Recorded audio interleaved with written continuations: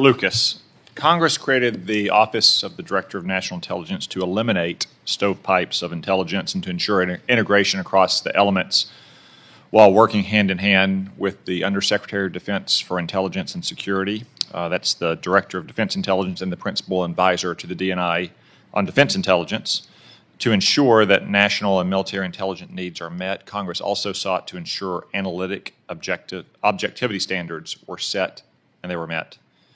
Will you commit to working with this committee to restore the ODNI to what it was originally intended to be? Yes, Chairman. If confirmed, I would commit to that. In your experience, is ODI on the path to becoming just a part of the bureaucracy that it was created to eclipse?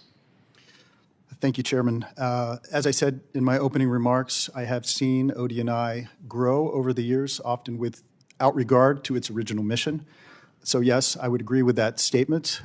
As I said earlier, I believe ODNI has a very important role to play, but we need to ensure that it is focused only on that role and not engaged in business that is properly left to other IC agencies. Thank you. One point in particular is the relationship between the IC, the intelligence community, and the Department of Defense. I'm not aware of many processes or procedures, at least effective ones, for ensuring the needed collaboration between the DNI and the Undersecretary of Defense for Intelligence and Security. What are your thoughts on how we can improve that relationship? Well, Senator, I do agree that that is a critical relationship. The DoD brings a lot to the intelligence community, a lot of resources, a lot of individuals, a lot of power.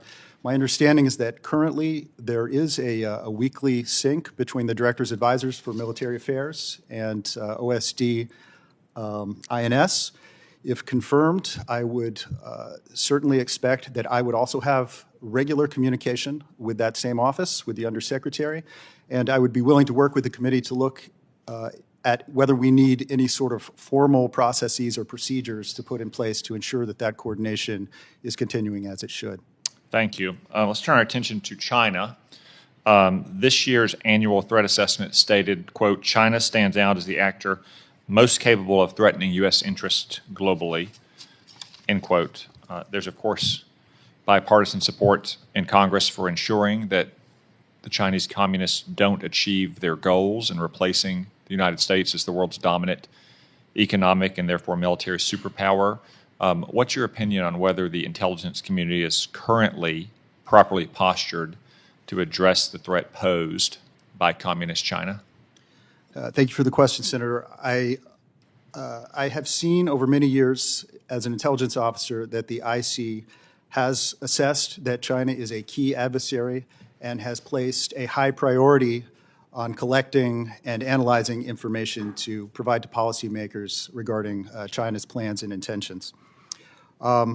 If confirmed, I would certainly look forward to working with the IC agencies themselves to ensure that they are adequately resourced and are placing those resources in the areas that they need to be vis-a-vis China.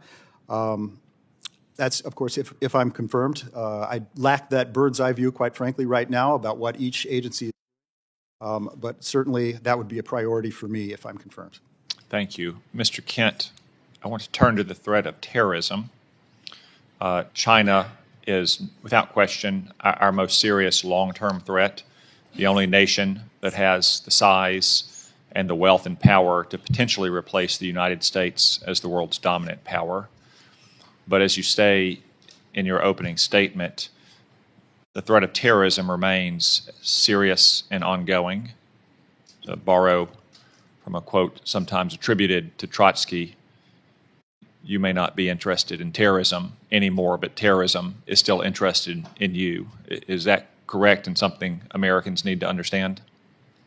Thank you, Senator. I think that's 100% accurate. I mean, look, we have real threats that come from the Chinese Communist Party and other traditional state actors. However, terrorists want to kill us right now in this moment. And tragically, many of them are already here inside the United States. And there's countless other adversaries we have that are terrorists overseas that are plotting to kill us.